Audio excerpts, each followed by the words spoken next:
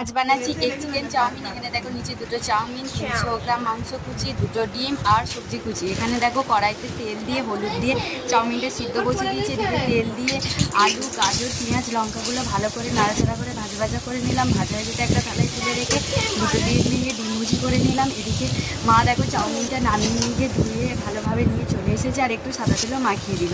ডিম ভুজিটা কমপ্লিট হয়ে যেতে কড়াটা বসিয়ে ওতে তেল দিয়ে পেঁয়াজ কুচি, রসুন কুচি, বাটা, আদা বাটা, ভাজা মশলার গুঁড়ো, নুন, হলুদ, গরম মশলার গুঁড়ো দিয়ে আর মাংস কিমাটা দিয়ে দিল।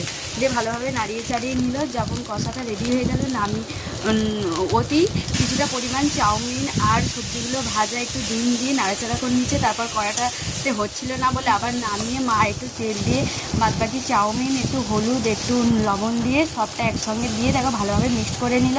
এখানে 4টে থালায় বেড়ে নিল, যেহেতু আমরা 4 জন। এখানে শসা কুচি, পেঁয়াজ কুচি আর সস দেখো রেডি। এবার আমি খেয়ে নিচ্ছি। ভিডিওটা ভালো লাগলে চ্যানেলটা সাবস্ক্রাইব করে লাইক কমেন্ট